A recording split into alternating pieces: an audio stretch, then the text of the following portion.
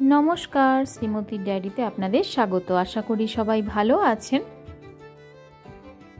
আজ এসেছি কানাডার অন্টারিও প্রভিন্সের টরন্টো সিটির রিপ্লিস অ্যাকুয়ারিয়ামে।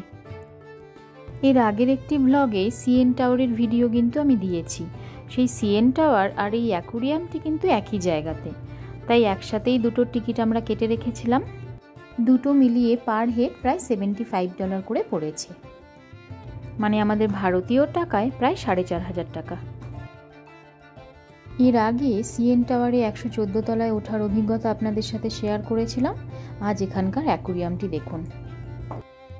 বিশাল জায়গা জুড়ে কিন্তু এই অ্যাকুয়ারিয়ামটি রয়েছে। প্রচুর রকমের মাছ আর সামুদ্রিক প্রাণী রয়েছে। চলুন আপনাদের ঘুরিয়ে দেখাই।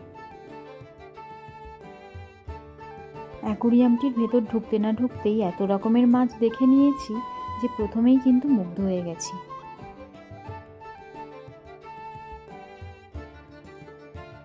এই মাছটি দেখুন, ভীষণ অদ্ভুত রকমের দেখতে একটি মাছ। এর দুটো চোখ একদিকে, দেখে তো ভীষণ অবাক হয়েছি আমরা।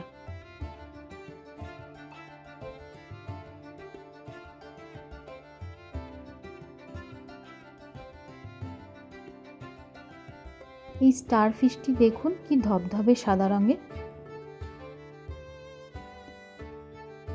আর এই যে সামুদ্রিক প্রাণীগুলো দেখছেন, এগুলো সি পেন্স। পুরো অ্যাকুয়ারিয়ামে আমার সবথেকে ভালো লেগেছে কিন্তু এই অক্টোপাসটি। ভালো করে দেখুন কি সুন্দর একদিক থেকে আরেক দিকে ক্রস করছে। অক্টোপাসের তো 8টা পা, প্রতিটি পায়ে সাদা সাদা রঙের যেগুলো দেখছেন ওগুলো টেন্টাকলস। এই অক্টোপাসটির কি বিশাল চেহারা দেখুন।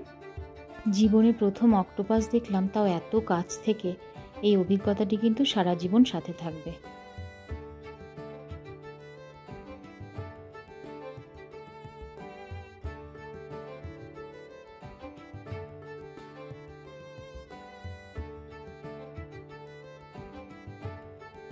কত রকমের সামুদ্রিক প্রাণী এই অ্যাকুয়ারিয়ামে, একটার পর একটা দেখে অবাক হয়ে যাচ্ছি। যেমন এই সামুদ্রিক প্রাণীটি দেখুন, কি অদ্ভুত দেখতে। এর নাম সি আনিমনি।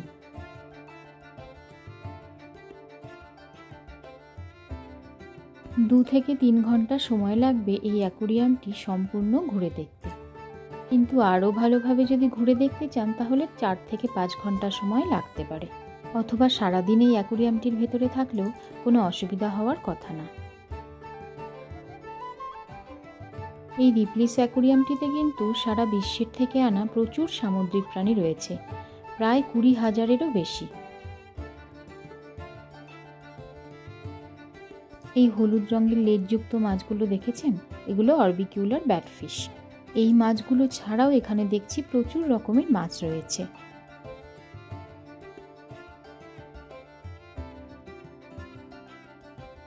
একসাথে দল বেঁধে কি সুন্দর যাচ্ছে দেখুন। অ্যাকুয়ারিয়ামের এই সাইডটি কিন্তু খুব সুন্দর লাগছে বলুন। বিভিন্ন রঙের মাছ রয়েছে, দেখতেও খুব ভালো লাগছে তাই জন্য।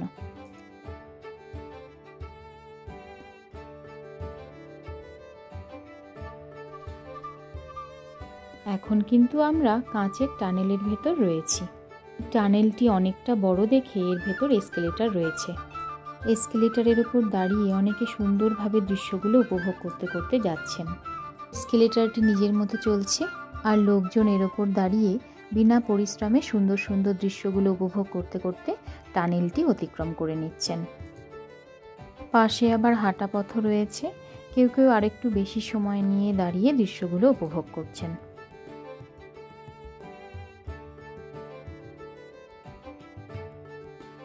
এই শার্কগুলো দেখেছেন, দাঁতগুলো কিন্তু বেশ ভয়ঙ্কর। প্রচুর শার্ক রয়েছে এখানে, এক একটা সব বিশাল সাইজের।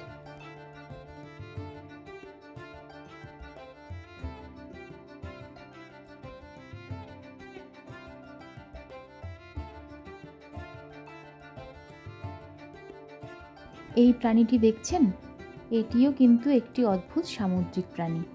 তবে সবথেকে অদ্ভুত ব্যাপার, এর কিন্তু কালার চেঞ্জ হয়। দেখুন কি সুন্দর কালারটি চেঞ্জ হয়ে গেল।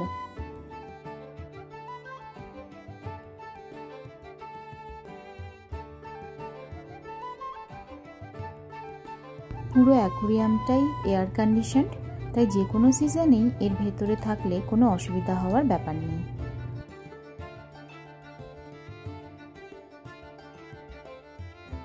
পুরো অ্যাকোরিয়ামটা জুড়ে এত রকমের মাছ আর সামুদ্রিক প্রাণী রয়েছে যে দেখে শেষ করার উপায় নেই। আমরা তো প্রায় 3-4 ঘন্টা এর ভেতরে রয়েছি, চোখ একদম জুড়িয়ে গেছে এত রকমের মাছ আর সামুদ্রিক প্রাণী দেখে।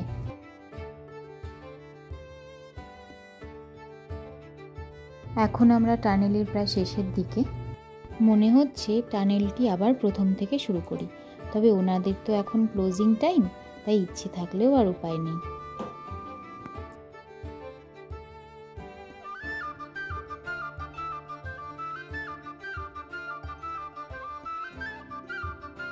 এখানে এক্সিটের দিকে বাচ্চাদের সুন্দর খেলার জায়গা রয়েছে, ছোট্ট টানেলের মতো।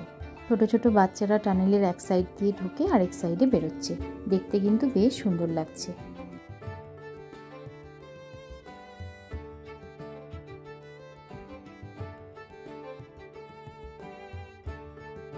একদম শেষের দিকে এই স্টিংরেগুলো রয়েছে, মাছগুলো কি সুন্দর ভেসে বেড়াচ্ছে দেখুন।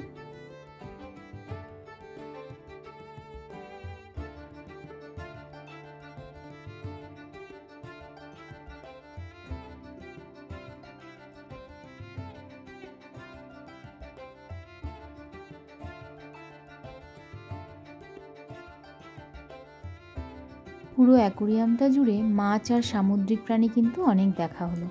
এবারে অ্যাকোরিয়ামটির ফিল্টারটি দেখুন, কি সুন্দর পদ্ধতিতে জলগুলো ফিল্টার হচ্ছে। ভিডিওটি এখানে শেষ করছি। আপনাদের কেমন লাগলো ভ্লগটি অবশ্যই জানাবেন। যদি ভালো লেগে থাকে লাইক করে দেবেন আর আমার চ্যানেলটি সাবস্ক্রাইব করে দেবেন। দেখা হবে পরের ভ্লগে। সবাই ভালো থাকবেন।